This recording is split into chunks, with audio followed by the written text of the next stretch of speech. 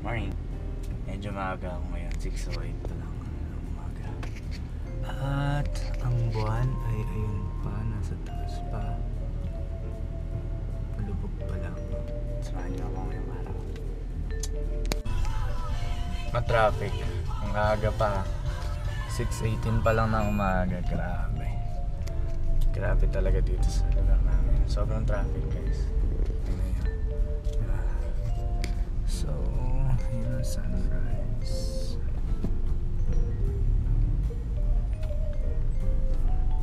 So, papagas muna ako.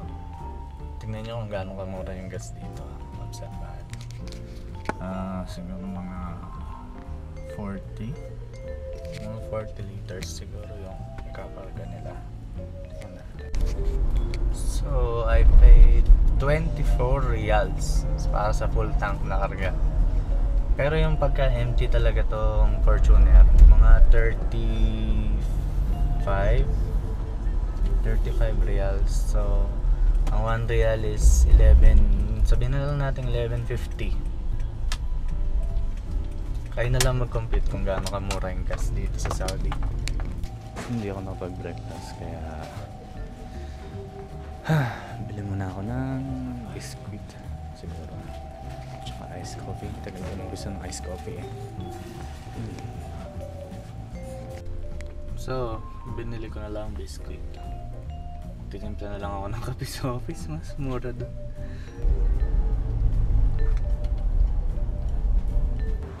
Naiwan ko na si Nathan sa Toyota.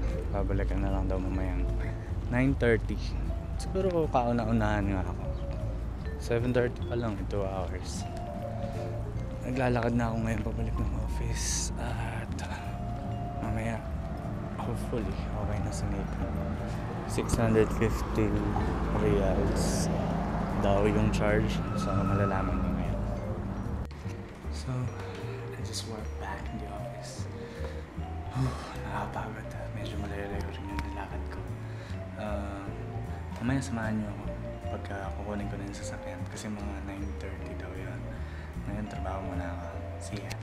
Hi ka daw dito sa camera, Candice, oh.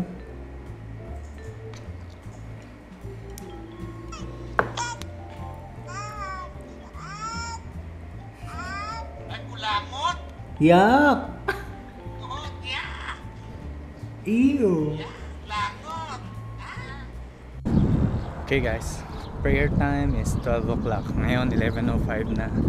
Madali akong tumakbo ngayon papunta ng Toyota para kunin yung sasakyan ko kasi tapos na daw. Medyo nahirapan ako magpaalam kay amo. Medyo bad trip siya pero pumayag din naman yung boss ko na kunin ko kagad. So later. Nandito ako ngayon sa Toyota. Nag-type service tayo sa para ayusin yung sasakyan ko. Tapos na ako magbayad, tapos na sa lahat. Nantay ko lang na i-release yung sasakyan. Kukunin yun nung nagpa-park. Hindi kasi pwedeng ako ata ang mag-drive, sila lang. Tapos na ang maintenance ni Nathan. Finally, sa wakas. Tapos na ang maintenance niya. Napakasarap na uling gamitin. Swabe na ang tapak sa preno. Napakaganda talaga ng service ng Toyota. So, hindi ako binibigo ng Toyota. Kada pupunta ako sa kanila, laging ganito. Napakasarap gamitin pagkatapos. Parang bago yung sasakyan. Ngayon, pabalik na ako sa office. Medyo matagal ako. Tagot ako kay bossing nito. Kita-kits na lang tayo mamayang lunch break. Okay. Bye. Yup. Kakarating ko lang sa office. Mukhang bago, di ba? Oh, ha? Parang bago, ano? Pag galing talaga sa Toyota, nagmumukhang bago eh. Kain na. Sige na, Candice, babay na muna. Kakain ako. So, kakabalik lang namin dito sa parking ng office. At ngayon, makikita nyo ang mga Fortuner na nakapila. Si Nathan, kay Ninong Perry, kay Ninong Jimmy. Di ba? Meron pang isang naka-Fortuner dito. Si Ninong Jeff. Nasa na ba yun? Ay, nasa ospital pala siya.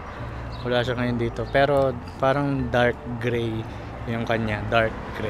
Sige, tuktukin mo lang. Yeah. Ay, iba yun oh. Parang Matigas. Ano bang Ford yun eh? hindi ko alam. Bagsak mo. Tapos takbo ka. Tapos may CCTV. Ano? Binasag. Yung iba nung kuso sa loob. Binasag yung ano doon para mabuksan. Tapos sabi, teka. Bukas pala yung pinto dito. Pumasok mo sa ano. Nakaparad mo yan? Binasag yung pinto doon sa ano. Yung bintana. Hindi mo ng susi sa loob eh. Na-remodel ka ng bakala.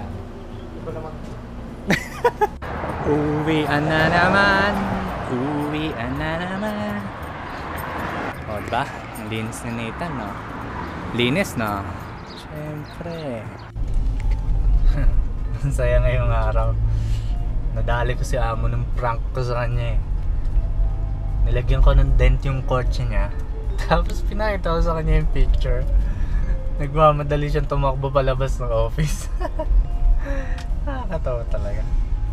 Tapos pagdating niya dun, wala naman siya nakita. Medyo kabado siyang konti eh. Ang cute lang eh. Ang saya.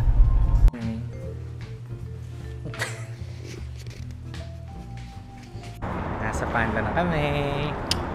Yan ang park. So, nandito kami sa food court ng Panda at alam na kung saan kami kumain. BK! Ang BK dito sa Saudi, kagaya ng BK sa Pilipinas. Malalaking mga burger dito, madaming mga fries, masarap ng fries. So, paborito namin kumain sa BK. Sila muna ang diet ngayon. Cheat day.